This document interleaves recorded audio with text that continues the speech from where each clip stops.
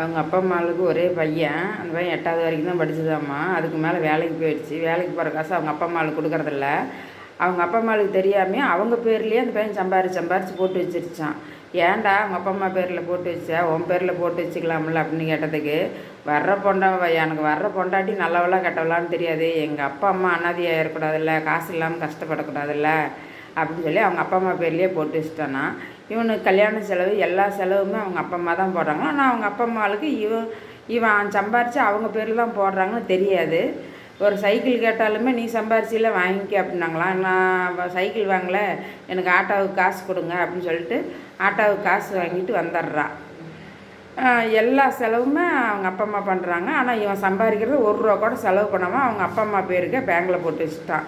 வர்ற பொண்டாட்டி நல்லவளாக இருந்தால் எங்கள் அப்பா அம்மாவை பார்த்துக்குவா, அவள் ஒரு மோசமானவளாக இருந்தால் நான் பொண்டாட்டி பேச்சு கேட்டுட்டு போயிடுவேன், என் அப்பா அம்மா தானே கஷ்டப்படுவாங்க அப்படின்னு சொல்கிறான்.